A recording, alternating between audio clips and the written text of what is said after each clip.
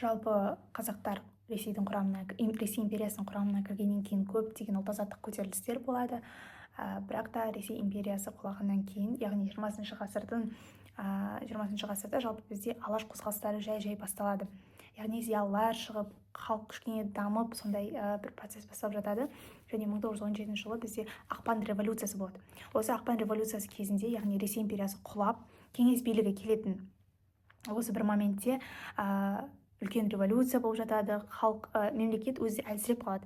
Осы әлсіреген кезде пайдаланған бізде алаш зиялылары болды, яғни Әлихан Бөкейхан, Ахмет Байтұрсынұлы, Міржақып Дулатов деген сияқты және де басқа халық ішінен шыққан біздің қаймақтарымыз, яғни алаш зиялылары өздерінің алаш автономиясын құруға тырысады.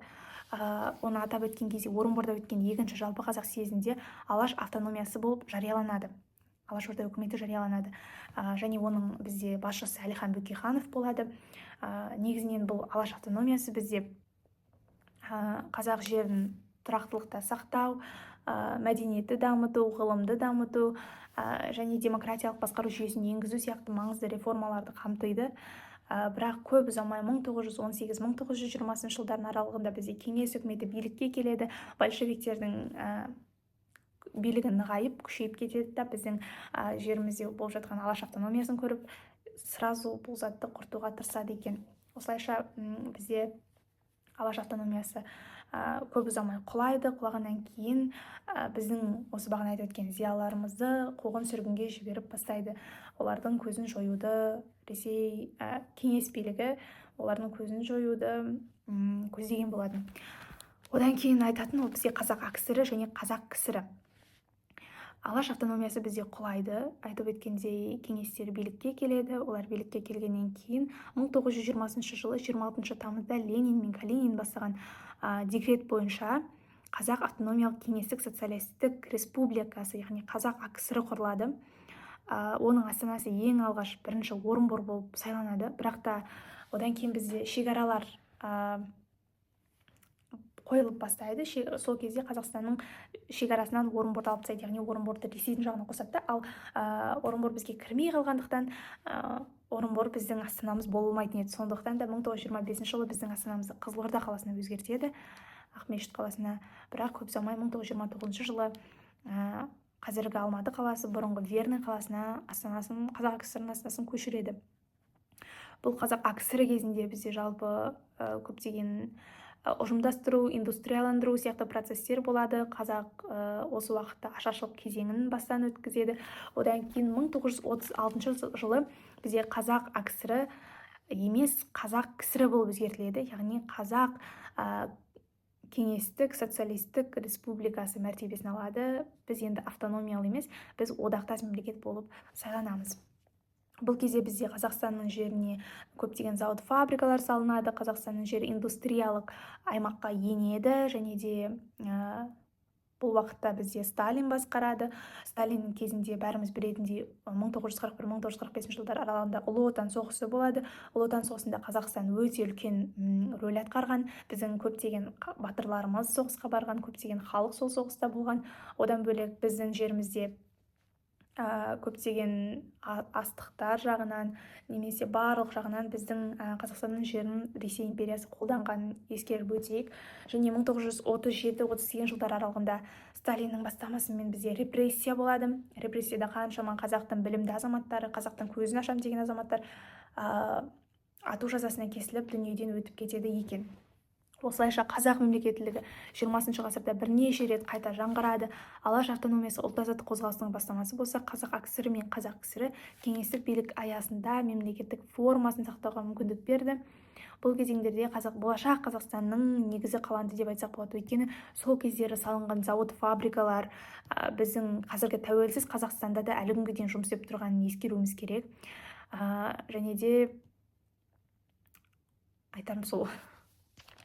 Жалпы негізі бізде 20 ғасырдың екінші жартысынан бастап кеңес одағы әлсірей бастайды. Ол әлсіреген кезде оның құрамындағы мемлекеттер әрине тәуелсіздікке ұмтылады. Соның ішінде біздің Қазақстанда болды, яғни Қазақстан бізде ол процесс 1986 жылғы желтоқсан көтерілісімен айқын көрінді деп айтсақ болады.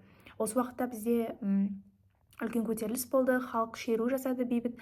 бірақ та кеңес одағының әлсіреп жатқаны біздің тәуелсіздігімізге әкелетін ол кезде белгісіз еді.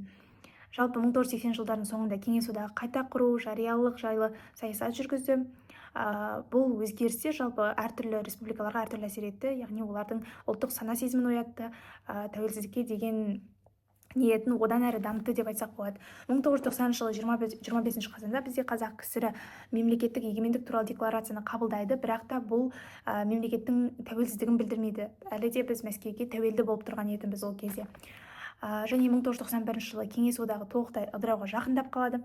19 тамызда бізде Мәскеуде төтенше жағдайлар жөніндегі мемлекеттік комитеттің ұйымдастырған төңкеріс әрекеті сәтсіздікке ұшырайды.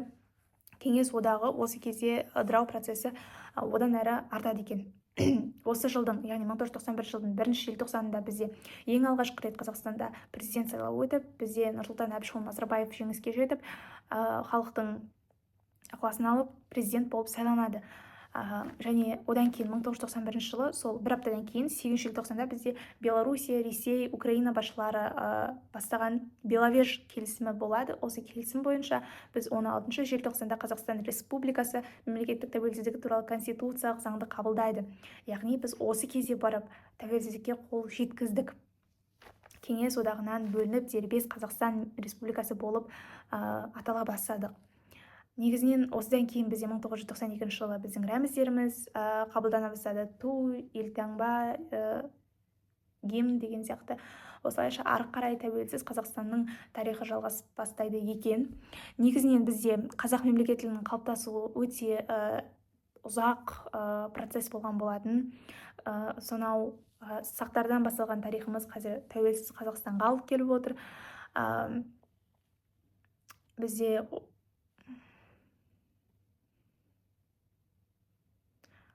ежелгі дәуірден бастап қазақ хандығының құрылуы, Ресейге қосылуымыз, кеңес одағы кезеңі, одан кейін 20 ғасырда алашордалықтардың қозғалысы, қазақ КСР, қазақ АКСР-ның құрылуы, одан кейін кеңес одағының құлауы және осының барлығы біздің бүгінгі Қазақстанның, яғни тәуелсіз Қазақстанның бастамасы, яғни тарихы болған болатын.